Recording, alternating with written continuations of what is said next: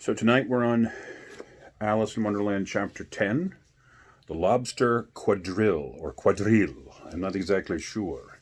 We're going to go with Quadrille. It sounds more interesting to say Quadrille. The Mock Turtle sighed deeply and drew the back of one flapper across his eyes. He looked at Alice and tried to speak, but for a minute or two sobs choked his voice. Same as if he had a bone in his throat, said the Gryphon, and it set to work shaking him and punching him in the back. That's not safe. At last the Mock Turtle recovered his voice, and with tears running down his cheeks, he went on again. You may not have lived much under the sea. I haven't, said Alice, and perhaps you were never even introduced to a lobster. Alice began to say, I once tasted, but checked herself hastily and said, no, never. So you can have no idea what a delightful thing a lobster quadrille is. No, indeed, said Alice. What sort of a dance is it? Why, said the Gryphon, you first form into a line along the seashore. 2 lines, said the Mock Turtle. Seals, turtles, salmon, and so on. Then when you've cleared all the jellyfish out of the way, that generally takes some time, said the Gryphon. You advance twice, each with a lobster as a partner, said the Gryphon. Of course, the Mock Turtle said. Advance twice, set to partners. Change lobsters and retire in the same order, continued the Gryphon. Then, you know, the Mock Turtle went on, you throw the lobsters, shouted the Gryphon, with a bound into the air, as far out into the sea as you can. Swim after them, screamed the Gryphon. Turn a somersault into the sea, cried the Gryphon. Capering wildly about. Change lobsters again, yelled the Gryphon at the top of his voice. It shows a picture of Alice with the two of them sort of dancing around a bit. I think we'll get to that in a minute. I have a hard time seeing that and showing you at the same time. Back to land again, and that's all the first figure, said the Mock Turtle, suddenly dropping his voice, and the two creatures who had been jumping about like mad things the whole time sat down again very sadly, quietly, and looked at Alice. It must be a very pretty dance, said Alice timidly. Would you like to see a little of it? Said the Mock Turtle. Very much indeed, said Alice. Come, let's try the first figure, said the Mock Turtle to the Gryphon. We can do it without lobsters, you know. Which shall sing? Oh, you sing, said the Gryphon. I've forgotten the words. So they began solemnly dancing round and round Alice, every now and then treading on her toes when they passed too close, and waving their forepaws to mark the time, while the Mock Turtle sang this very slowly and sadly. Will you walk a little faster, said a whiting to a snail. I'll start again. My dog has just dropped a thing upon another thing, and it made a lovely ringing noise. And now she's confused. She's mostly confused. Will you walk a little faster, said a whiting to a snail. There's a porpoise close behind us, and he's treading on my tail. See how eagerly the lobsters and the turtles all advance. They are waiting on the shingle. Will you come and join the dance? Will you, won't you, will you, won't you join the dance?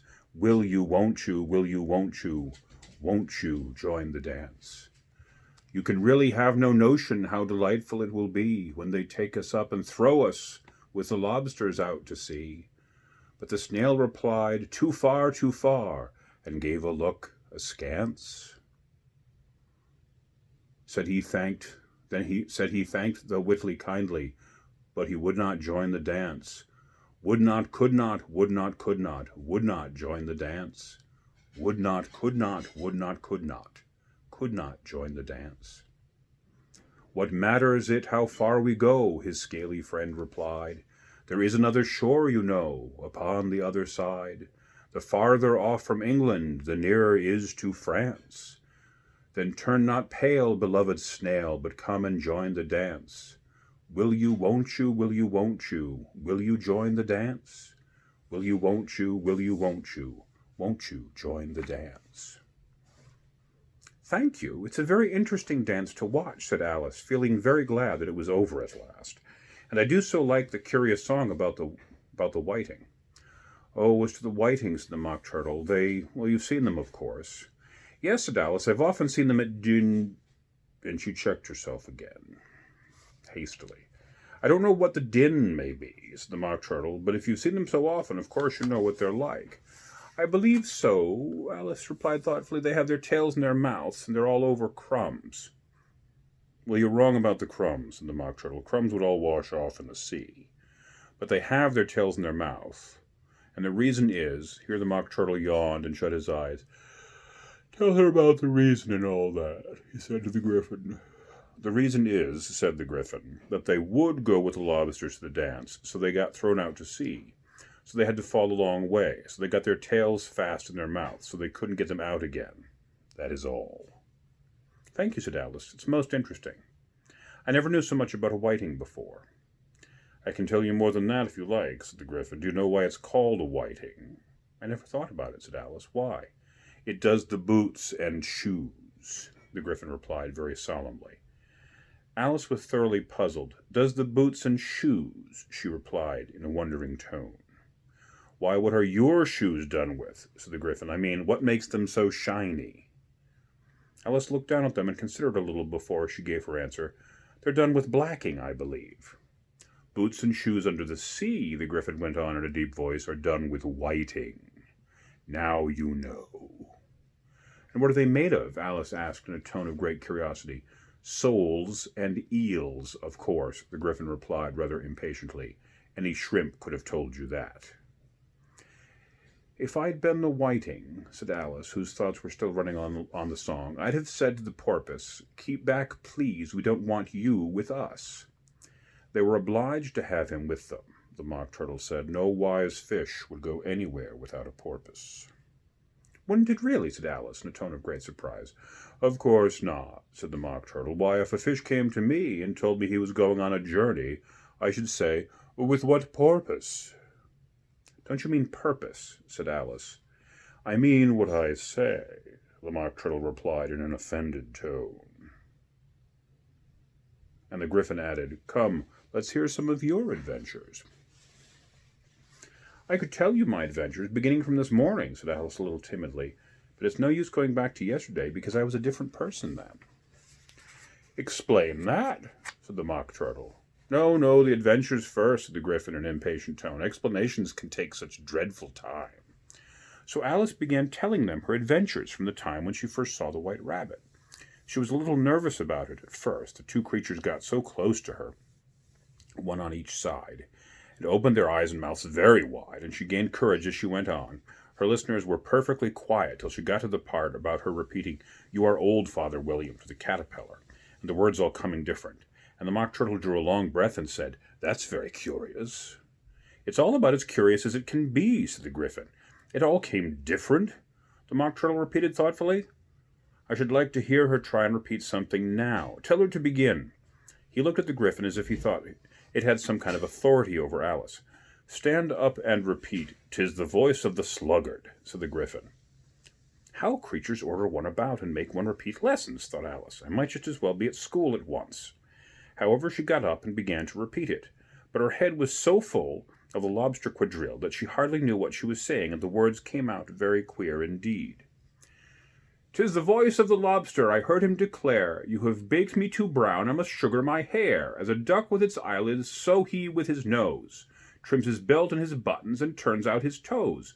When the sands are all dry, he is gay as a lark, and will talk in contemptuous tones at the shark.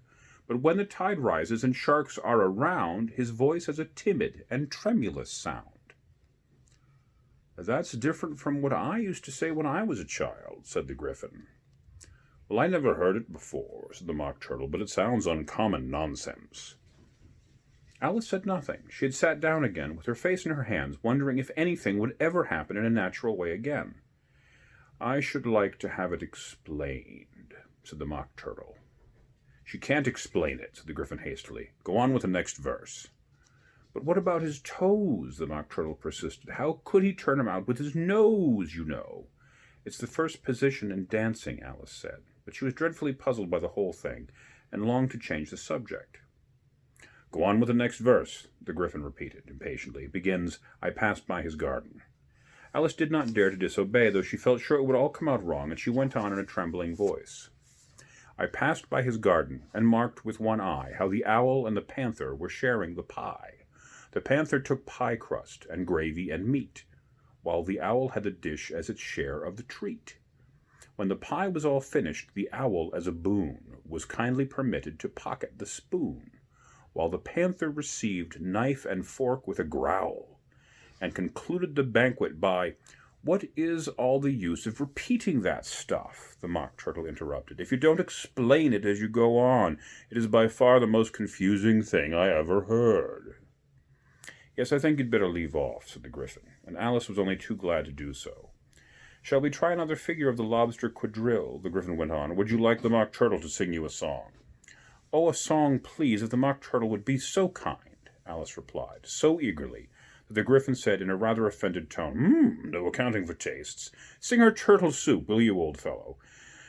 The Mock Turtle sighed deeply and began in a voice sometimes choked with sobs to sing this: "Beautiful soup, so rich and green, waiting in a hot tureen.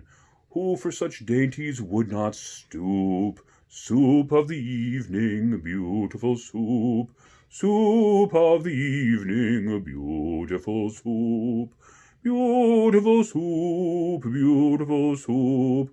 Soup of the evening, beautiful soup. Beautiful soup, who cares for fish, game, or any other dish? Who would not give all else for 2 pennyworth only of beautiful soup? Pennyworth only of beautiful soup.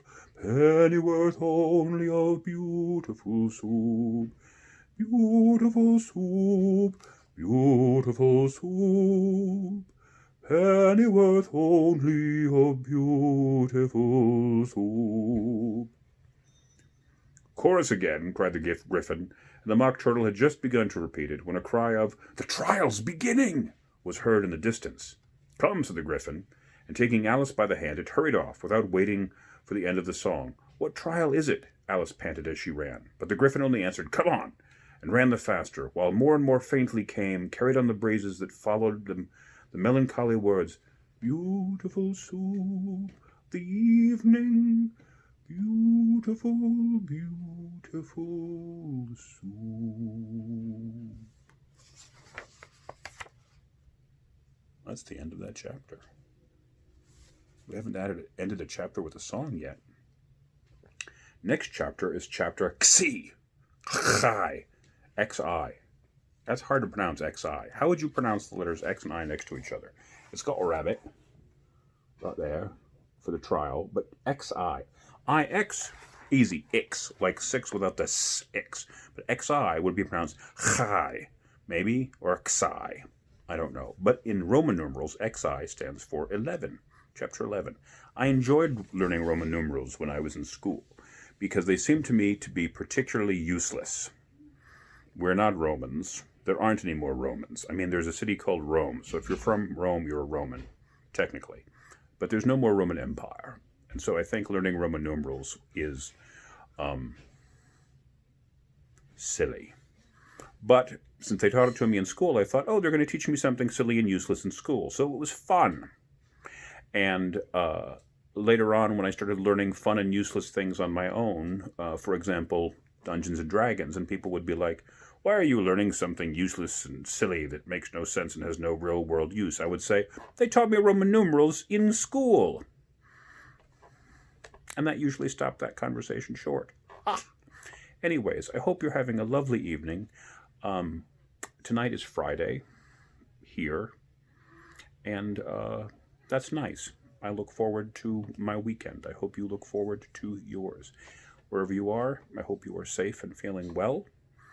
And I hope that if you are watching this as a bedtime story, that you sleep nicely and dream of pleasant cats. That's all. Good night. Love you all. Yes, even you.